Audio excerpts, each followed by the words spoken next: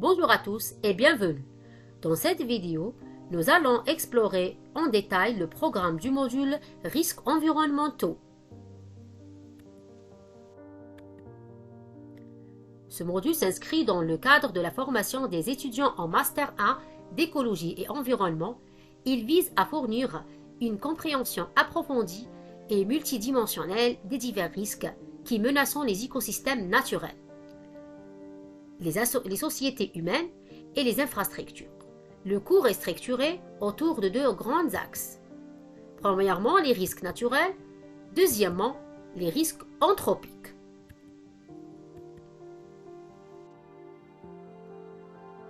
Chapitre 1. Les risques naturels.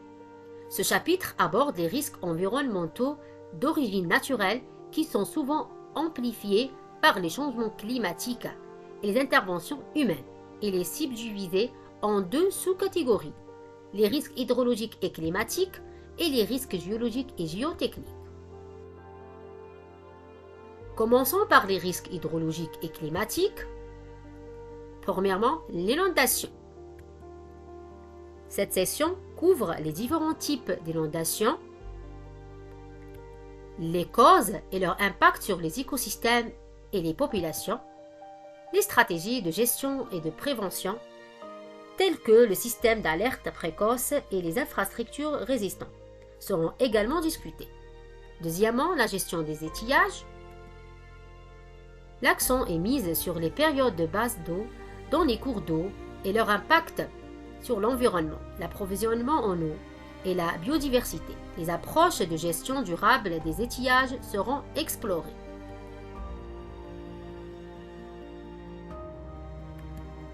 Troisièmement, le réchauffement climatique. Dans ce cours, on va analyser les impacts du réchauffement global sur les phénomènes climatiques extrêmes, la modification des cycles hydrologiques et les effets sur les écosystèmes terrestres et marins.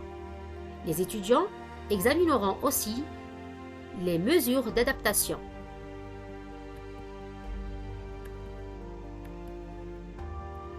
Quatrièmement, dégradation de la couche d'ozone. On va étudier les causes et les conséquences environnementales et sanitaires de la réduction de la couche d'ozone.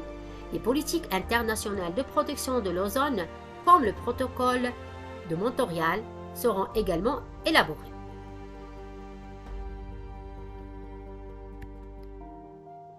Deuxièmement, les risques géologiques et géotechniques. Premièrement, les glissements de terrain. On va l'exploration des causes naturelles et anthropiques des glissements de terrain, leurs mécanismes et leurs conséquences. Les techniques de prévention et de stabilisation des terrains seront également étudiées. Deuxièmement, tassement des sols.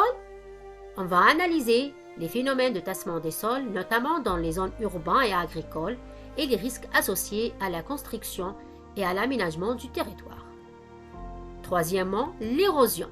On va étudier dans ce cours le processus d'érosion des sols et leur impact sur le paysage et la productivité agricole, ainsi que des techniques de lutte contre l'érosion.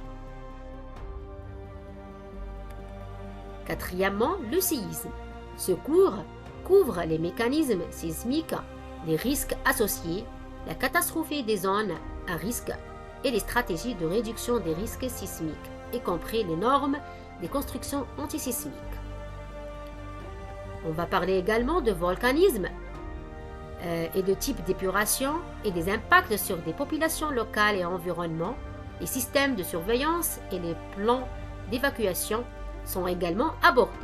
Et enfin, on va parler de rases de marée, étude des tsunamis et leur formation et de leur impact sur les zones côtières et les systèmes d'alerte et de protection. Deuxième chapitre intitulé Risques anthropiques. Ce chapitre examine les risques environnementaux directement ou indirectement induits par les activités humaines. Il est structuré en plusieurs sous-catégories couvrant les principales formes de pollution et les autres risques associés à l'activité humaine. On va parler donc des différents types de pollution, ce qui sont la pollution des sols, la pollution de l'air et la pollution de l'eau, et leur impact sur l'environnement.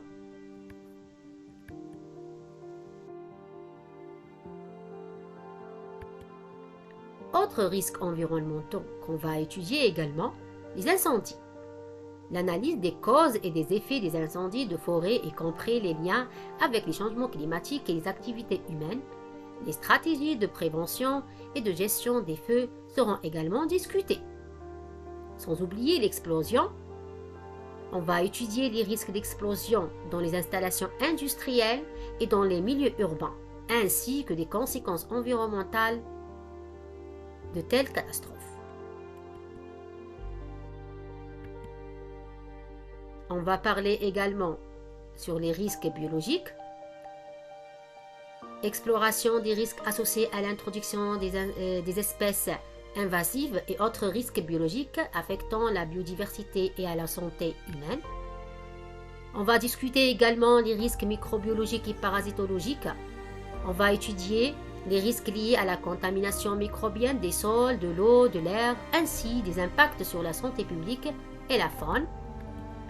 Sans oublier également les déchets et leur impact sur l'environnement. Et enfin, on va parler des risques sonores et électromagnétiques. On va étudier les impacts des bruits et des rayonnements électromagnétiques sur l'environnement et sur la santé humaine.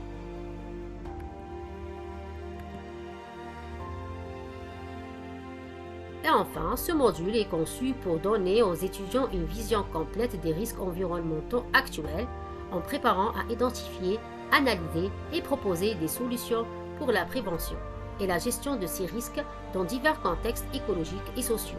Les étudiants développeront les compétences essentielles pour leur future carrière dans la gestion de l'environnement, la recherche en écologie ou les politiques publiques. Merci de votre attention.